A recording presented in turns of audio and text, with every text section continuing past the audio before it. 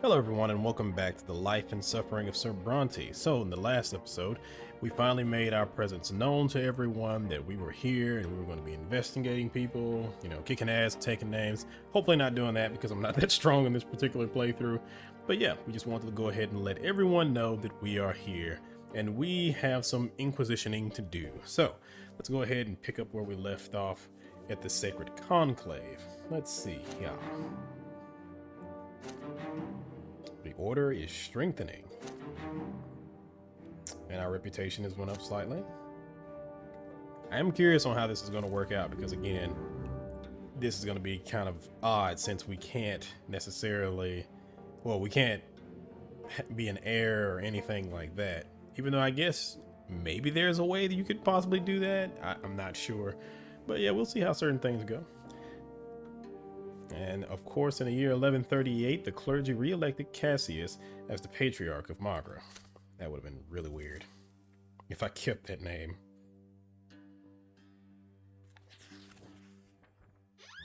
A reception at the Brante residence. You come back home after a short stroll through the city. As soon as you set foot in the house, you are greeted by Stefan, who invites you to have a talk in Father's office. When you enter the room, Father has a heap of letters in front of him and is signing them one after another. Son, Stefan and I must discuss an important matter with you. While you were in the capital, our family formally petitioned the overseer to grant us the nobility of the sword. We have 3 generations of noble blood already. We have the right to make our nobility hereditary. Our grandfather took the first steps towards the nobility of the sword as soon as Stefan was born, and now we are on the brink of becoming the old Brontes. If Overseer Gaius Tempest and the nobles of the province deem us worthy, we will receive a hereditary title. All nobles of the Brante family will remain noble forever, as will their descendants. Father and I do our utmost to maintain the family's position, but our goal can be reached only if our reputation remains unblemished in the eyes of high society. The nobility is watching our every step. Father lays a hand on your shoulder. Now this is your cause too. The future of our family depends on it. We need an estimable reputation and wealth. Everyone bearing the name of Brante affects it. Remember that with every action you take, Romulus. You will have to appear before Anazet High Society. We're going to host a reception for the nobility at our home soon. You must uphold the honor of our family, brother. You will relate the news from a Turner to our guests and present yourself in a favorable light. With Stefan at the helm, the entire family spends a full week preparing for the majestic reception. The house is flooded with decorations and new tableware. Delicacies are cooking in the kitchen around the clock, and the napkins now bear an embroidered oak branch and chains, the Brante family crest. Gloria is the only one to neglect the common cause. Were it up to me, I wouldn't be seen at this hypocritical gathering. But I don't want to let Sir Robert down. He's the only reason I plan to stay for the event. The evening of the reception has come. Dignified conversations and the clinking of glasses fill the house. Among your guests are many highborn, powerful people. Your father and Stefan dance from guest to guest, making sure no one is overlooked. Young Romulus, how splendid to see you. So what was your time in the capital like? You exchanged pleasantries with a high-placed relative. Meanwhile, Gloria and Mother spend the evening on the settee by the wall without drawing any attention. Neither your father nor your elder brother introduces them to the noble guests. Still, one of the guests, a young nobleman of the sword named Jose El Pelletier, keeps staring at Gloria in fascination. Your sister averts her eyes, bemused. Lady Gloria, you are a true gem of the evening. You look so marvelously daring. I haven't seen your like even in the capital. When you walk past Gloria, you hear her hurried whisper. Romulus, please talk to me. This Sir El Pelletier keeps following me. I feel uneasy. What does he want from me? I'm just a lowly commoner. Come with me to the other side of the room, although I'll probably still stand out among all these refined nobles. Look, it's Durante the painter. I wonder what's brought him so far from the capital. It would be fabulous if he could paint our family portrait. We should all be on canvas together. We're one big happy family after all. You're gonna pay for that? Wine glass in hand, you cast a look across the crowded room. It is time to choose how you will spend the evening. Okay, so let's see. I can share the news from the capital. I can present my mother and sister. I can purchase a family portrait. Of course, I can't do the tournament thing because we didn't participate in it. Let's see. I actually might purchase a family portrait because I don't need to have both a high wealth and a high reputation, if I'm not mistaken. I think either one of those, if you max it out, it triggers an event, but you don't need both of them. I think you need both of them in order to turn around and do one of the events. And even that, I think it might not be true. Let's see. Where is it? Ah, here we go. So family outcomes. My wealth has to be greater than or equal to 5, and the reputation has to be greater than or equal to 8. I think the favored by the overseer one is the hardest to get. Yeah, it has to be greater than or equal to 8, greater than or equal to 6. Unity has to be greater than or equal to 3. The family can't be in ruins, and you need glorious bloodline or family of means. And glorious bloodline, I think you have to have a maxed out reputation, and family of means, you have to have a maxed out wealth, and it will trigger an event, and then after that it can go down. It doesn't matter. But even still, if I were to get either one of those, it can't go down. If I were to get the glorious bloodline event, I still need to have it greater than or equal to 8, and if I were to get the maxed out wealth, I can't let it get below 6. So that's probably the hardest one to turn around and get. So, and then that's the other thing about the game too, is that because of the orientation of certain things and the orientation of events, you could technically turn around and have all these things, mess around and trigger something, and then not have enough by the time you get to it. So it could be that last thing, because I think that's what happened in one of my other playthroughs. I had, I think it was the city state one. I wanted to turn around and trigger that, but another event preceded that, and I already had the things for that event. So when I made that choice, I couldn't get the city state event any longer. So yeah, difficulties. But I haven't actually given it much thought about as far as the family goes. I do want the family to be united, but I haven't really given it any thought to how I want this to kind of proceed, because it's always the question of what to do with Gloria. And if you turn around and make Gloria a part of the family the normal way, which is I say the normal way, but the normal way, which is to have her acknowledged and stuff like that, it completely obliterates your reputation and you become tarnished after that, and you can't get off from under that. So I think the best way to turn around and do it is either to convince her to marry El Pelletier, or to turn around and maybe you can convince her to stay, but I'm not sure. So I'm going to purchase a family portrait. That seems to be the best thing to do in this particular outcome, and we'll try and head on this route. The artist is scrutinizing the portrait of your grandfather on the wall of the sitting room. You will always remember grandfather like this: his heavy, searching look, his hawkish features, his imposing body, the cane he kept in his hands at all times. As if by pure chance, you passed by Durant and mentioned that the portrait was painted by a local artist. But surely Sir Durant's skill must be incomparably greater. Would he be interested in painting a group portrait of the entire Brante family? At first, Durant politely declines. He must head back to the capital soon, and he has no time to spare for paintings. But you remonstrate that you will pay any price, and his work will be seen by the highest society of Anazet. Durant eventually succumbs to your persuasion. You spend the night negotiating with the painter. A proper portrait will take a fair amount of time to paint, and Durant's prices are high. Convincing your family turns out to be just as challenging. Gloria will not pose in a dress or put her hair in a bun. Nathan almost has to be forced to cut his hair. Stefan insists that he must be drawn to the right of his father, with Gloria behind them. Eventually, you succeed in helping your family reach a consensus. The portrait is perfect. Your parents look dignified, hand in hand.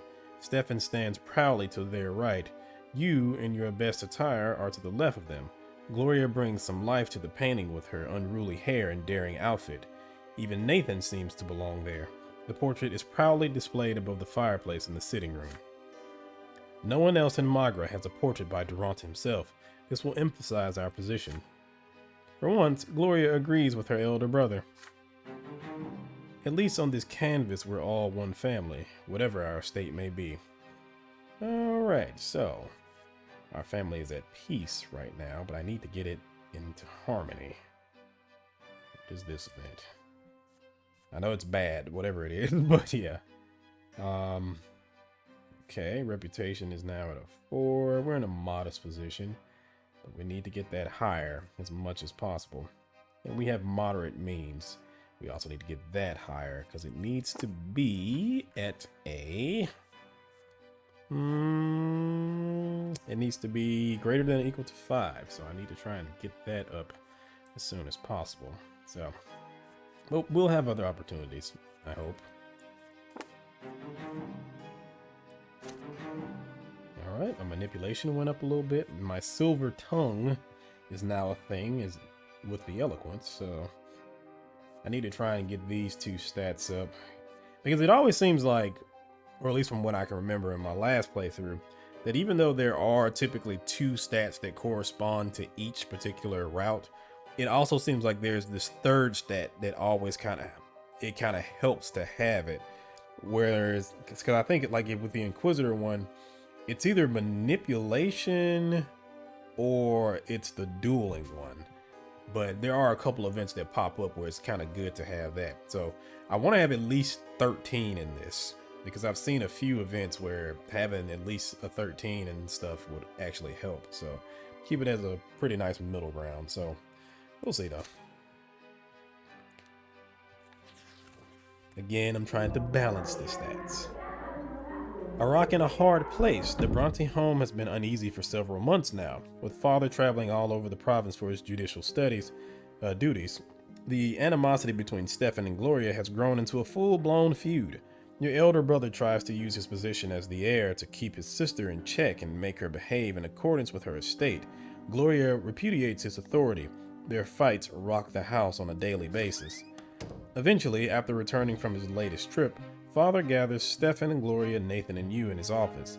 His somber look portends a difficult conversation. Stefan gazes at his father defiantly. Gloria is poised to lash out and run away. Nathan quietly keeps to the side. Children, for a long time now, our family has been striving to become nobles of the sword. Every noble member of the Brante family will gain a hereditary title. This is your grandfather's dying wish.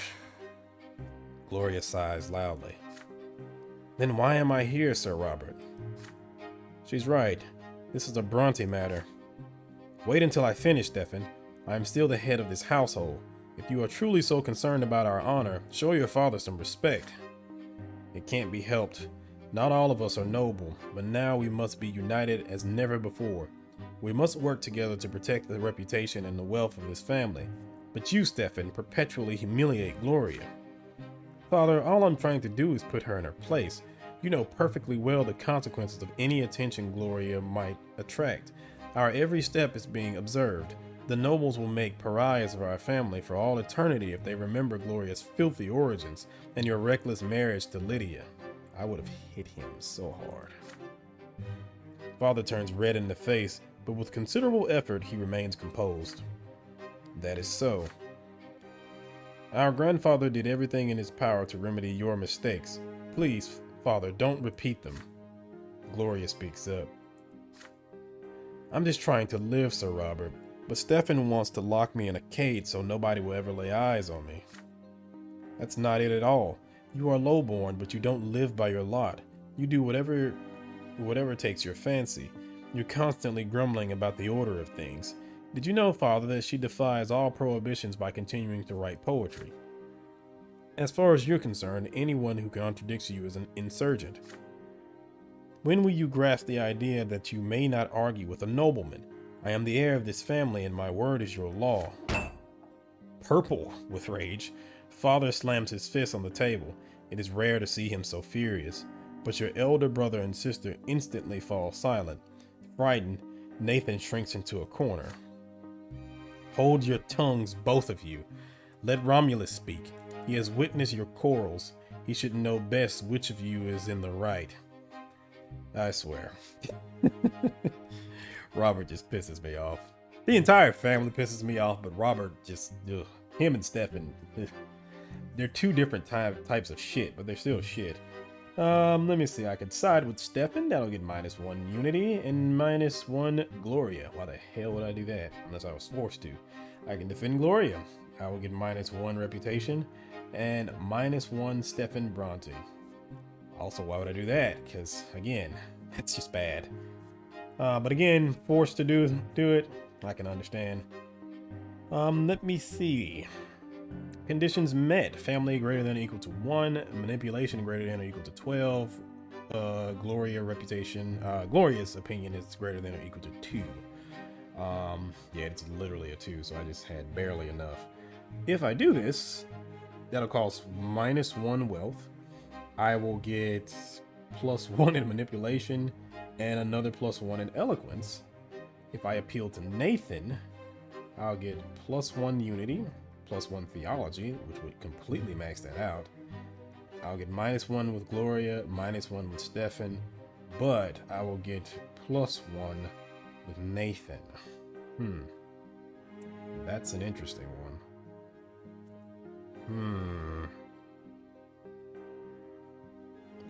And here I thought it was going to be an easy decision, but just picking this. I mean, my theology would be maxed out. That would be good.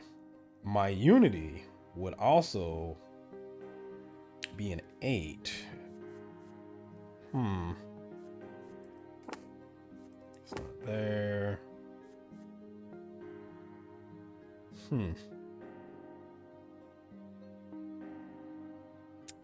Interesting.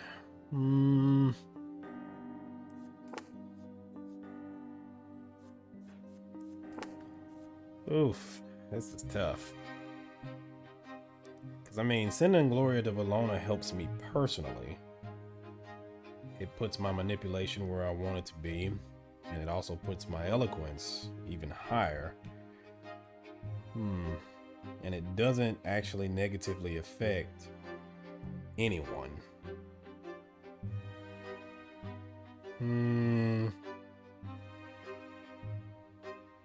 Yeah, I think I'm still gonna do this because, I mean, while that does put my unity even higher,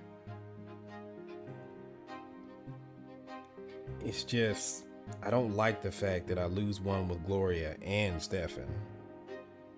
Because I don't think I've even really had any good events with Gloria here recently. Like, every time I end up with an event, it ends up negatively affecting my relationship with Gloria. And Stefan has just been a shit show since the beginning.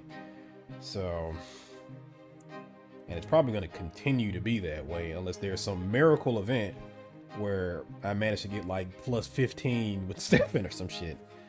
So yeah, I'm just going to go ahead and send Gloria to Valona. And again, it'll take some wealth away from me, but I'm sure I'll have some other opportunities to get wealth. And I need either a high reputation or high wealth. I don't think I'm going to be able to get both, but we'll see how things go. Unless I really start playing dirty.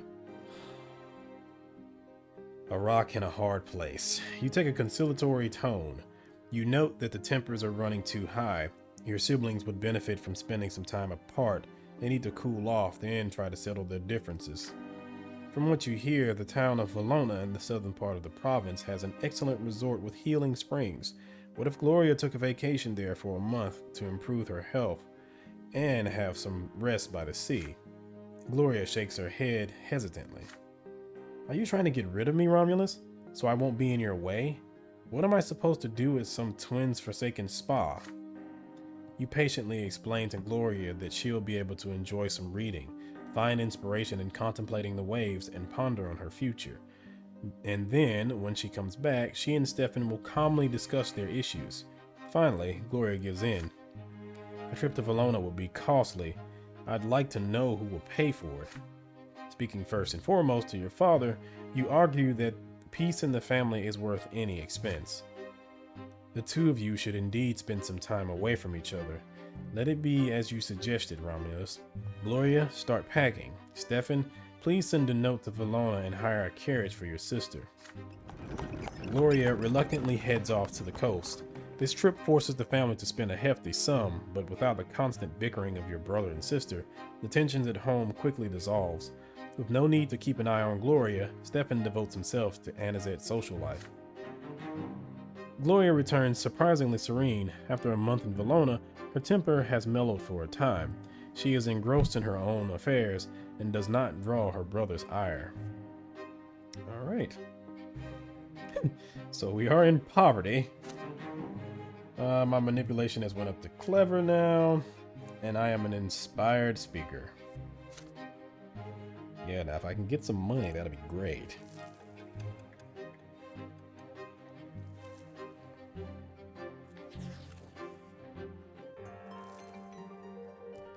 The Archduke and the Overseer in the year of 1139. Two powerful lords have been struggling for power in Magra for over 2 years now. The new overseer of the province, Gaius Tempest, cannot seem to rein in the obstinate spirit of Archduke Tarquinius Milanatus. Unwilling to accept that he is no longer the overseer of Magra, the Archduke still stubbornly continues to assert his right to rule the province. Most of the Magran gentry, who swore allegiance to him generations ago, remain loyal to him even now. Gaius Tempest has publicly demanded that the Archduke recognize the overseer's rule as legitimate. I am the voice and the will of Emperor Uthar II in the province of Magra. All lands, deeds, and titles notwithstanding, Archduke Milanatus must obey his sovereign's will and heed his decree. I hereby extend to the Archduke an offer of peace. Should the Archduke cease his insubordination, his lands, deeds, and titles shall remain his own. The Archduke's response to the overseer was openly defiant. Since the days of yore, the land of Magra has belonged to the Milanatus dynasty. We are part of the empire, and we are the emperor's loyal servants. However, our dynasty will not stand for such intrusion upon our lawful rights and privileges. Never before has an archduke been stripped of his right to represent the emperor's rule in his own province. So do not forget, Sir Overseer, that the highest noble families of Magra have sworn fealty to me alone. Neither the Archduke nor the Overseer will relent, but both are too powerful to be readily disposed of. The bad blood between the two Archnians has festered for far too long, and the common people have begun to pay the price for their strife. Stripped of the Overseer's tax privileges, the Archduke Milanatus has decided to impose his own levy upon the citizens and villagers of Magra. The commoners are now forced to pay taxes twice, first to the Overseer and then to the Archduke. This double burden is too much for the common people of Magra to bear. Many have refused the second tax outright as lawless measures, but the Imperial Legion, led by young Dorius Aten, is ruthless. Eagerly and without mercy, the Legion soldiers collect the Archduke's due in cities and villages alike.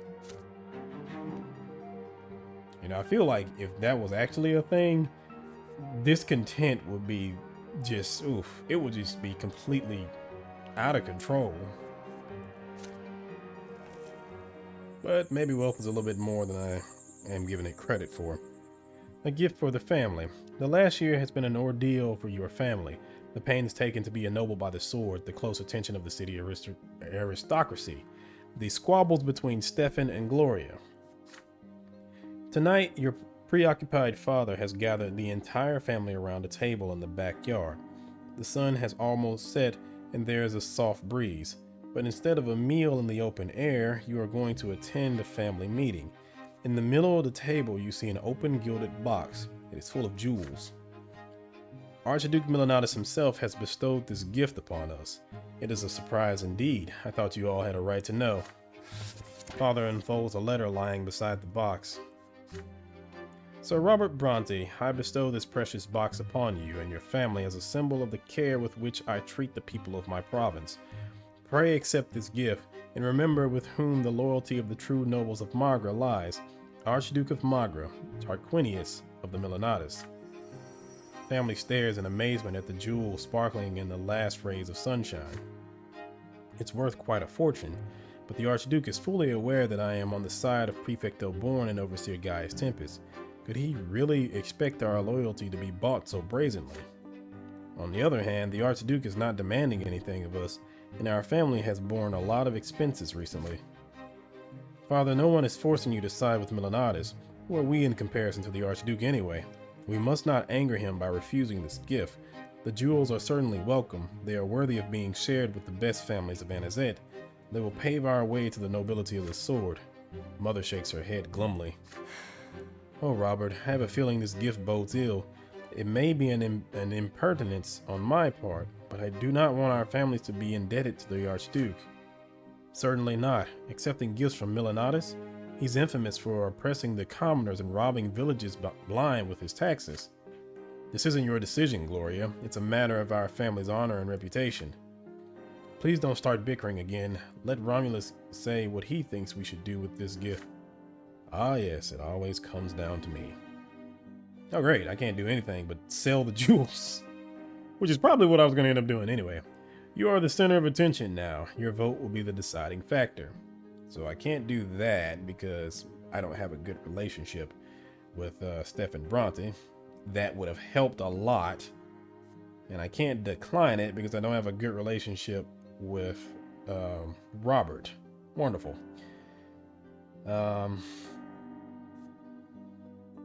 And I mean, this would have helped as far as the reputation goes, but yeah.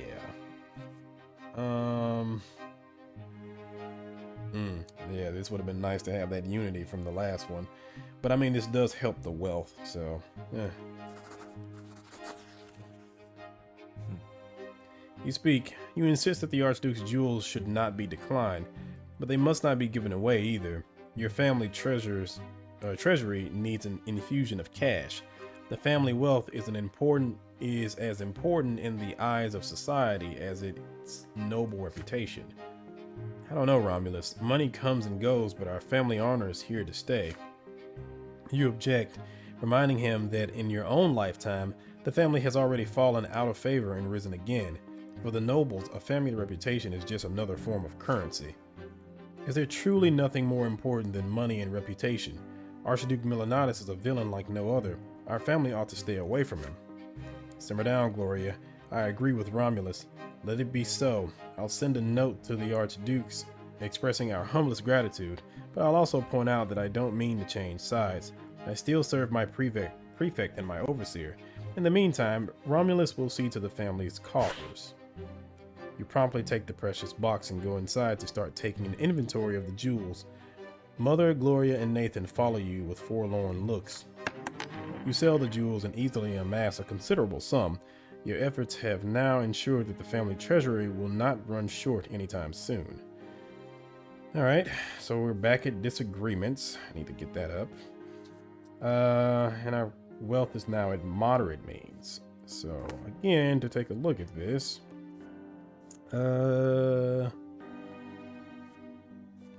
Let's see. Yeah, in order to have a family at peace, our unity needs to be greater than or equal to 7. I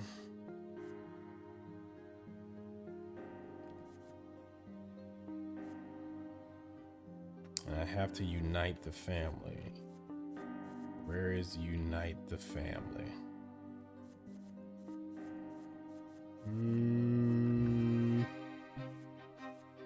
Or I guess that just means that the family will become united if I choose that. Gloria Bronte. And I still need to have, and that's the other thing too. I need to have that unity up because of Gloria. Excuse me, Lydia. But It's gonna be tough. It's gonna be real tough.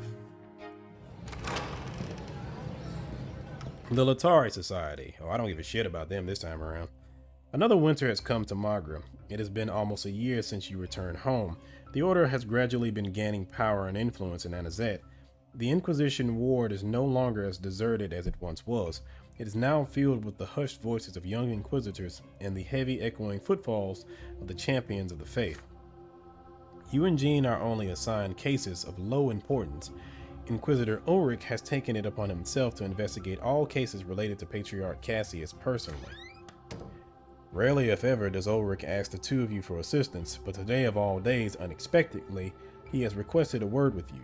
For the first time ever, you visit his cell, a spacious yet incessantly furnished room. Ulrich is sitting on a plain-looking stool behind a humble desk when you enter. A lash hangs on the wall across from you. There's a disturbing air about it. Inquisitor Romulus, there's a certain special case I'd like to entrust to you.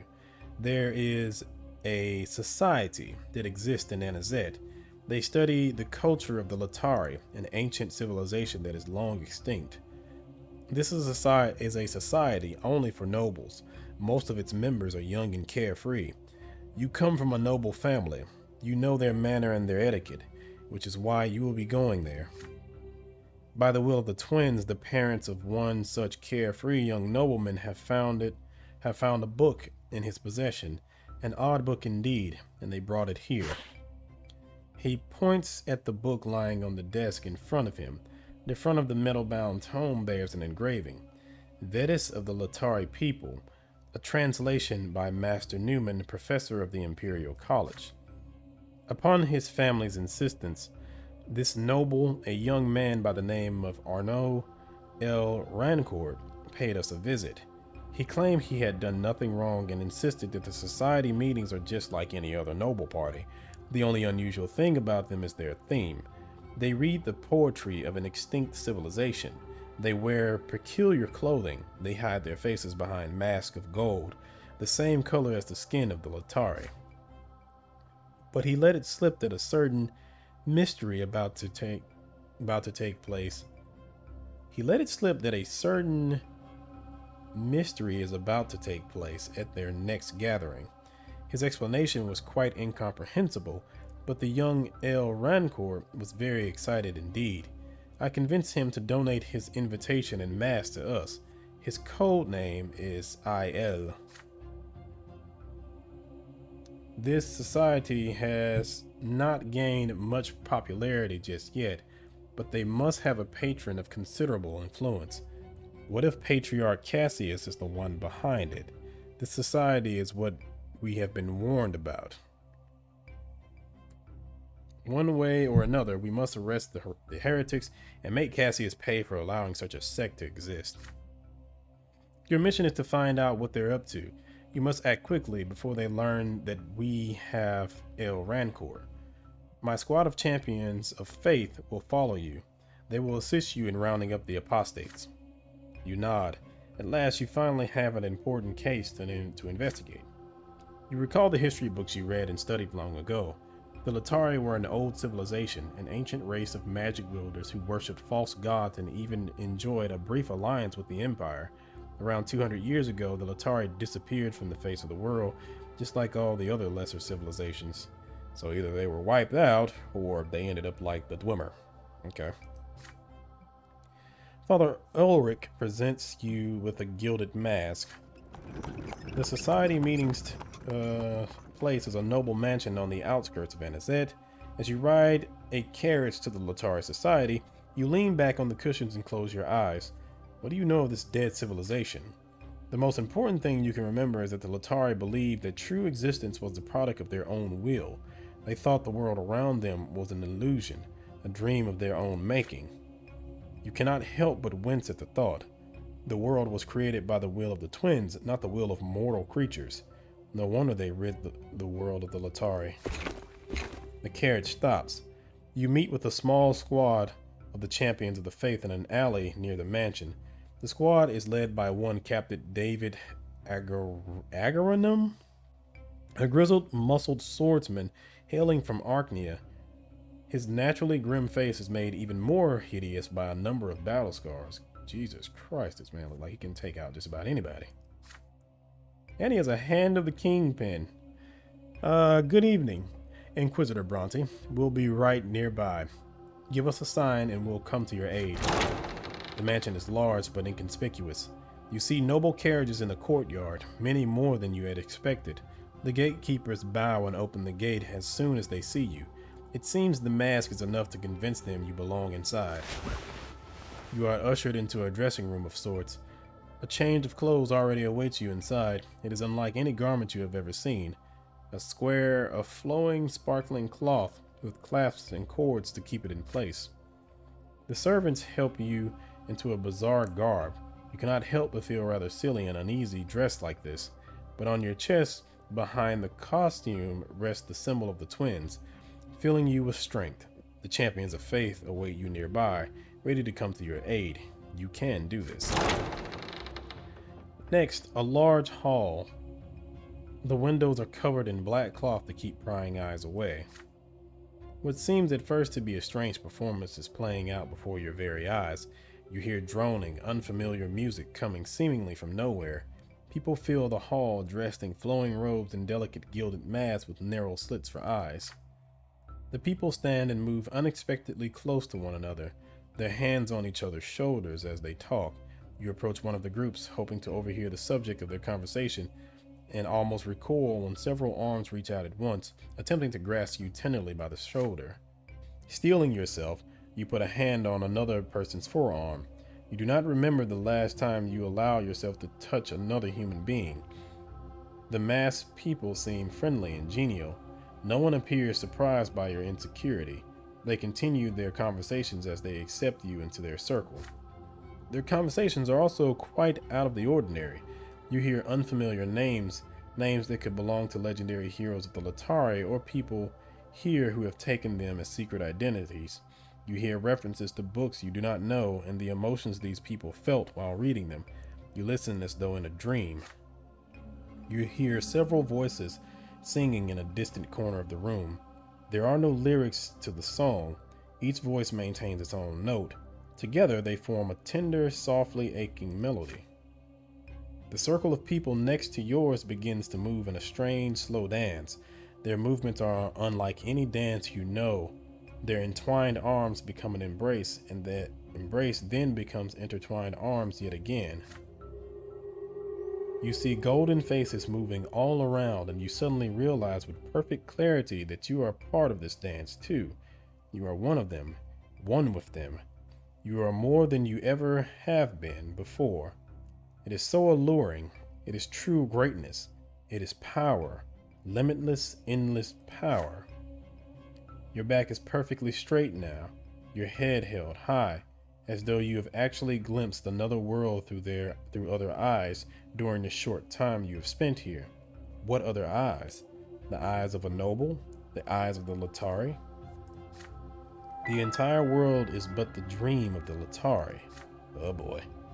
The symbol of the faith grows very warm beneath your clothing. It clears your mind and helps you break free from the illusion. You are here for a purpose. Without a sound, you mouth a prayer. The younger, defender of the world, aid me so I may serve thee further. Bring order back into my soul. The elder, the spirit of truth and love, aid me so I may bear thy word further. Fill my mind with purpose. You hear whispers of admiration all around you. An Arctian woman of below average height, clad in a long cloak and a silver mask, descends the stairs into the hall. "Oh, Lady Octavia has something truly special for tonight," says a voice next to you. And there she is, the secret patron of the Lotari Society, Archduchess Octavia Milanatus, the Archduke's own daughter, heiress to the province of Magra. She smiles at everyone gathered here, her pitch-black eyes surveying the hall. The Lotari were a great civilization with a wondrous and beautiful culture. Their disappearance from the world is an immense tragedy. Thank you all for coming. We've been united by a shared aspiration to understand the culture of the Lotari. We've learned so much already, but the mystery of the circle of the Lotari remains inaccessible to us. Today, some of you shall aid me as we investigate this mystery. Please close your eyes and listen.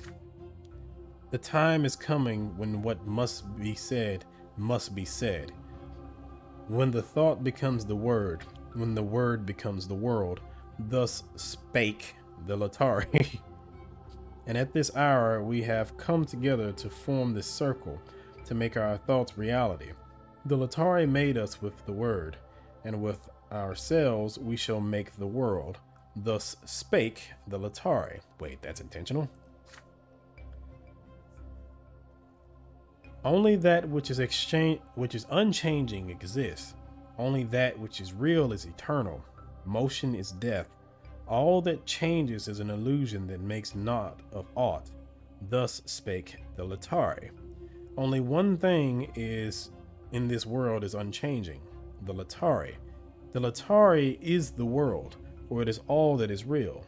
Thus spake the Lotari. As she speaks, Octavia moves elegantly through the crowded hall. Her words enchanted and mesmerized. The people in the hall are swaying, seemingly entranced. Octavia stops and whispers something to several chosen members. They walk away, deeper into the mansion. Octavia approaches you as well. This close, you can smell her perfume.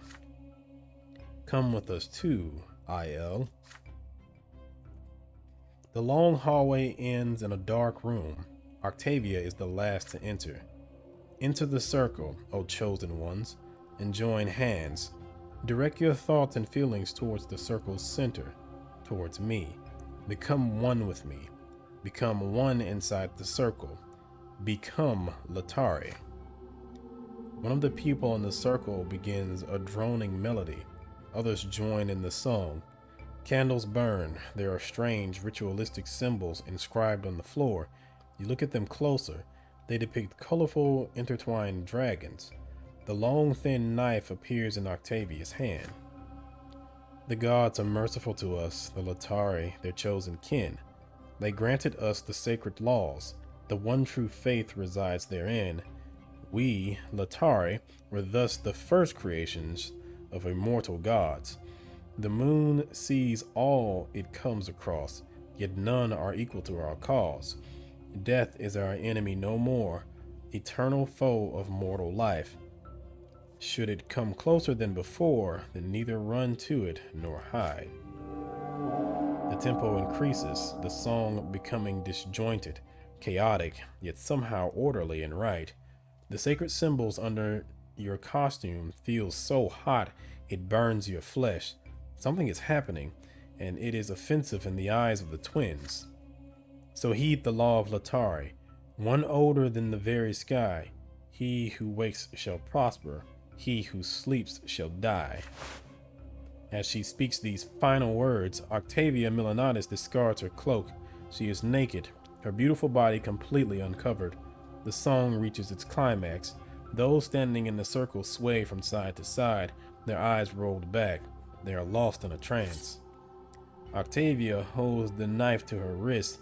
She pierces the skin, then makes a long cut along her arm. Bluish blood begins to trickle down her fingers and onto the floor. Octavia raises the knife above her other wrist. A moment more, and the ritual will reach its culmination. Should you intervene? Oh boy. So I can arrest the apostates. Tolerance of faith will go down by 1. Inquisition power will go up by 1. Theology will be maxed out. I can preach to them. And I can do this because my eloquence is greater than or equal to 13, and my willpower is greater than 0, or greater than or equal to 0. Inquisition's power will go up by 1. The tolerance of faith will go down by 1. Our wealth will go up by 1. Our reputation will go, our wealth will go up by 1. Our reputation will go up by 1. Willpower will go down by 5. And Archduke Milanatis will be grateful. Or I can become part of the circle. I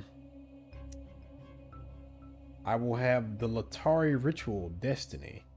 Tolerance of faith will go up by 1. Inquisition power will go down by 1. But my willpower will go up by 5.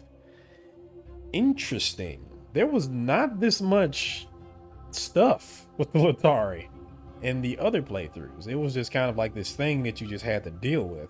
So this is very interesting. I am gonna preach to them because I think it just makes more sense for my character this time around. But I would definitely like to see what the Lotari actually are. And I guess I wouldn't know what would happen unless I took the other route as far as the priest path goes. But I'm actually not too sure about that. Are there two routes with the priest? Well, I don't want the answer because that's spoilers. But I assume that there's kind of two routes with the priest route. There's the one with the Inquisitor, and then there's the one with the I can't remember his name. But yeah. But I'm kind of curious about that. But yeah, I'm gonna preach to them. I'm gonna lose some willpower, so I'm gonna need to get that back. Because I think if it goes below 0, then that's when I really can't do anything, because you have to have most of the time greater than or equal to 0. So let's preach to them.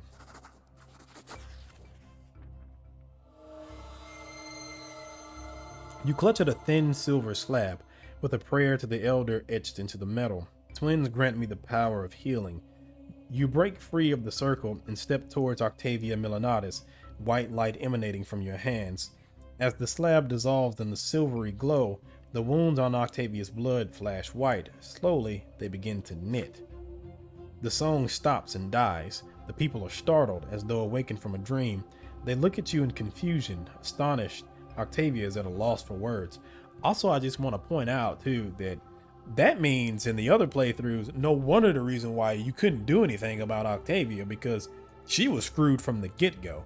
But then that also kind of makes me wonder, like, if you actually arrest her, does things work out differently, or does she just do it at a different time? But yeah, that means she was already a Lotari long before this. AL, what the? You stand up straight, casting a glance around the room and the people in it. You feel no hatred for them, only compassion for these children lost in the dark. They must be guided back to the light. It is by the will of the twins they came into this world, and it is by their will they remain here. There is no other truth but their love and their law. No false god shall hold sway over a true servant of the twins, and no false god shall hold sway over the true gods. And here it is, the proof of their will, their love, and their law. You point at Octavia Milanatis' arms, already fully healed, without so much as a scar. Behold, the twins have healed her wounds and given her back her life, even after she turned her back on them. The Lotari are gone from this world. Those who reject the twins have no place here. There shall be no gods in this world or the next but the elder and the younger. The Lotari are dead. Their culture is dead. Their false faith is dead. Those who imitate races that no longer exist will only follow them into oblivion. And those who reject the twins and their law and their love, you shall face eternal torment at the foot of the pillar. The nobles must live by their lot they were given, guided by their traditions of old and the blood tide of ancestry. Octavia Milanatis is an Archnean. Hers will always be a noble lot, you say, no matter what she tries. Silence. You hear only the crackling of candles. Octavia Milanatis lets the knife fall from her hand. She throws the cloak over her shoulders. Leave, all of you. This event is over. Inquisitor, would you mind if we talk in private? You hear desperation in her voice. You nod. The two of you are left alone.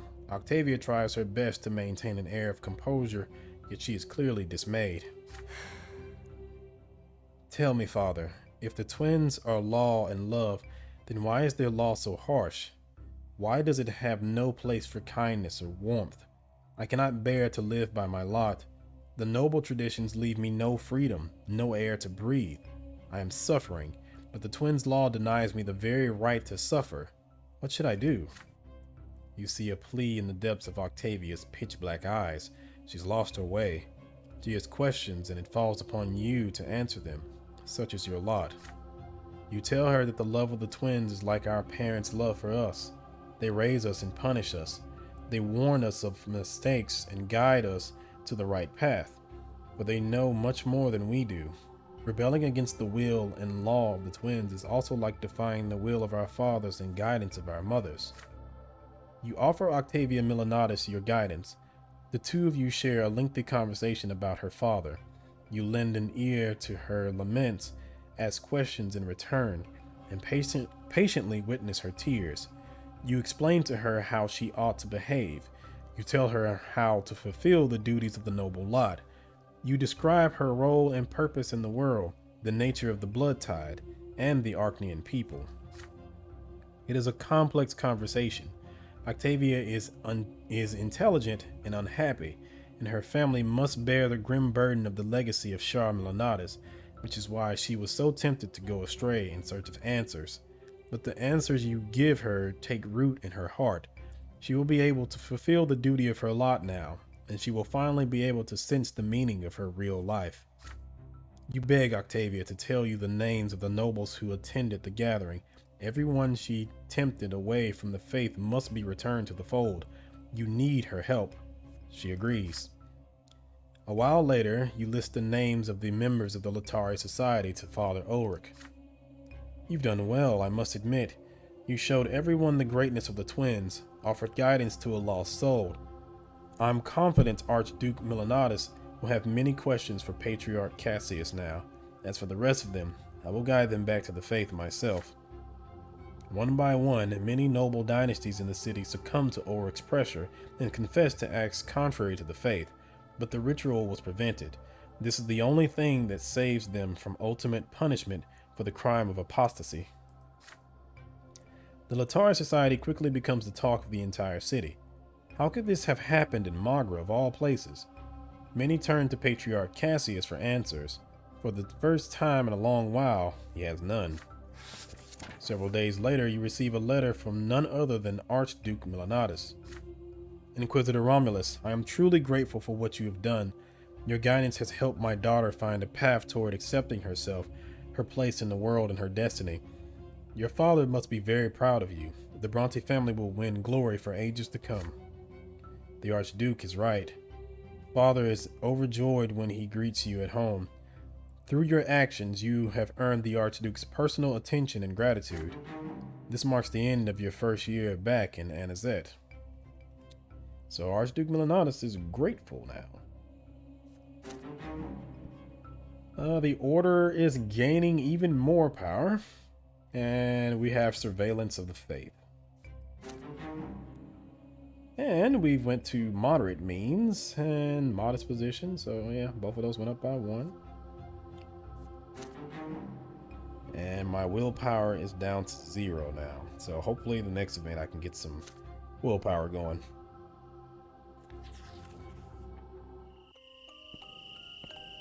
Alright, so I'm going to go ahead and stop it right there. And in the next episode, we will meet an old friend. I wonder who that could possibly be. Of course, it's Thomas, but still, we'll go ahead and deal with that. So, if you liked the video, like the video. If you want to see more content like this, subscribe. I have a lot of things on the channel, and I will have many other things in the future. If you have any questions, comments, concerns, feel free to leave it in the comment section, and I will get to it as soon as possible. So, thank you for watching. I'll see you in the next one. See ya.